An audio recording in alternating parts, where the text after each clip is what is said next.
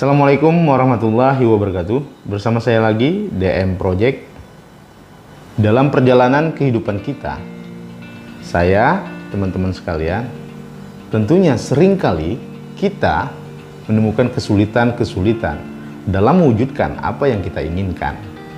Baik itu keinginan ekonomi, keinginan pendidikan, keinginan jabatan, dan lain sebagainya. Banyak lagi keinginan-keinginan kita dalam perjalanannya, dalam perjalanan pencapaiannya, itu mengalami berbagai macam kesulitan. Dan terkadang tanpa kita sadari bahwa kesulitan itu berulang-ulang kali itu dikarenakan oleh kesalahan kita sendiri. Ketika kita dikasih misalnya satu tugas oleh kepala kantor kepala kantor kita lakukan pekerjaan tersebut, tiba-tiba ketika kita sampaikan kepada pimpinan kita itu atau kepala kantor kita itu ternyata salah gitu. Terus berulang-ulang kali kita terkadang menganggap apa yang kita kerjakan itu sudah benar gitu. Kita nggak mau mengoreksi atas apa kesalahan-kesalahan yang kita perbuat. Nah, yang akhirnya hal ini berulang-ulang dan pada diri kita timbul rasa yang namanya frustasi, kecewa gitu ya. Kok pekerjaan ini salah mulu yang saya lakuin gitu kan. Nah, itu baru misalnya tugas dari kepala kantor kita. Sama tuh dengan misalnya majikan kita memberikan satu tugas baik itu memasak maupun apalah gitu ya. Namun ketika kita sudah melaksanakan pekerjaan itu, terkadang pekerjaan itu tidak memuaskan daripada sang majikan. Bisa dikatakan gagal lah ya. Tugas yang diserahkan atau yang dikasihkan kepada kita oleh majikan kita itu gagal. Nah, kita itu nggak mau mengoreksi daripada apa yang kita kerjakan. Kenapa sih kita membuat hal ini bisa gagal gitu ya? Yang akhirnya kita tersandra, bisa kita katakan frustasi itu tadi. Jadi berbagai macam permasalahan di dalam perjalanan kehidupan kita itu seringkali kita merasa kecewa, gagal kesalahan berulang-ulang terus kita buat.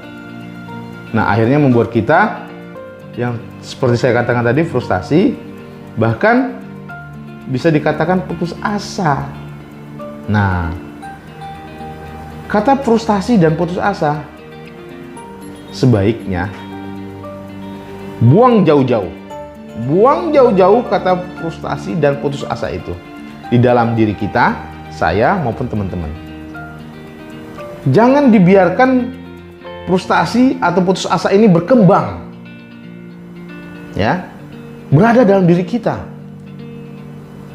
Jangan kita biarkan berkembang gitu ya, seakan-akan kita nggak punya arti gitu ya. Ini buat adik-adik juga nih yang di pendidikan, ketika dia masuk mendaftar di salah satu universitas misalnya, udah belajar ikut les kesana kemari, tiba-tiba pada saat kita ujian masuk universitas gagal yang lebih parah lagi sebenarnya adalah masalah hubungan. Sudah menjalin hubungan 1, 2, 3 bahkan 5, 6 tahun, tiba-tiba pada saat kita mau ngelamar gagal itu banyak di dalam kehidupan real kita. Saya, teman-teman, itu menjalani kehidupan itu banyak hal-hal yang mengecewakan kita bahkan kita sampai terpuruk gitu ya. Saya pernah, teman-teman, dalam kondisi yang sangat pahit pada satu saat kondisi ekonomi saya tidak baik. Di masa itu ekonomi saya itu buat makan aja susah Tapi apakah saya harus putus asa? Apakah saya harus frustasi? Jangan. Saya harus bangkit untuk merubah kondisi itu. Saya harus bangkit untuk tidak lagi menikmati kesusahan itu. Kesulitan-kesulitan itu baru dari sisi ekonomi. Belum lagi lingkungan yang terkucilkan karena ekonomi. Nah, jadi hal-hal tersebutlah seringkali kita temui. Baik saya maupun teman-teman. Kesulitan-kesulitan itu silih berganti. Silih berganti. Namun teman-teman jangan khawatir. Ya. Bahwa di dalam kesulitan itu ada kemudahan. Itu janji Tuhan. Maka sebenarnya ketika kita sedang atau saat ini mengalami kesulitan-kesulitan yang seperti saya sampaikan tadi, nikmati. Karena janji Tuhan, ya, di dalam kesulitan itu ada kemudahan. Ya. Jangan putus asa kita, jangan frustasi kita. Kesulitan-kesulitan itu adalah cambuk pencapaian keberhasilan. Kesulitan-kesulitan itu adalah perjalanan yang menanjak gitu ya. Untuk kita sampai ke puncak. Jangan khawatirkan kesulitan-kesulitan itu. Nikmati. Nikmati. Pada saat kita putus cinta, putus hubungan, ya sudah, kita nikmati. Sebagai manusia normal, sedih, ya. Kecewa, ya. Tapi jangan berlarut-larut. Jangan kita berlarut-larut dalam kesedihan. Jangan kita berlarut-larut dalam kesulitan. Masalah ekonomi, saat ini hanya bisa makan 1 kali. Nikmati. Karena janji Tuhan, di dalam kesulitan pasti ada kemudahan. Ya. Itu bukan omongan saya.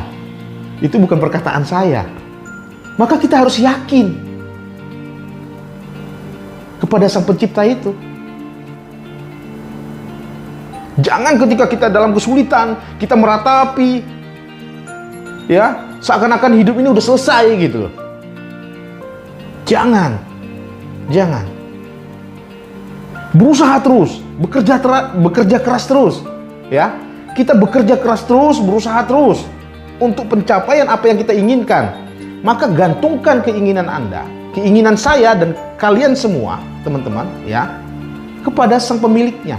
Seperti video saya sebelumnya. Jangan berharap kepada manusia. Ya. Jadi yakini bahwa di dalam kesulitan-kesulitan itu pasti ada kemudahan. Ketika kita meyakini itu, maka hidup seakan-akan berwarna. Kan kalau hidup berwarna indah, teman-teman. Ada merah, ada kuning, ada hijau, ada biru, ada putih, ada hitam. Tapi kalau cuma satu warna, membosankan, menjemukan. Ya kan? Nah, sekali lagi saya sampaikan bahwa setiap kesulitan-kesulitan yang kita hadapi, yang kita jalani, insya Allah di situ ada kemudahan. Saya ulangi. Setiap kesulitan-kesulitan yang kita jalani, di situ ada kemudahan. Ya. Jadi, jangan khawatir. Ya, jangan putus asa. Tetap semangat, bekerja keras, ya. Raih impian. Raih harapan yang sudah kita gantungkan. Jangan khawatir. Jangan mengkhawatirkan hal-hal yang di luar nalar kita. Berjalan aja. Tetap berusaha, bekerja keras. Oke? Saya Den. Assalamualaikum warahmatullahi wabarakatuh.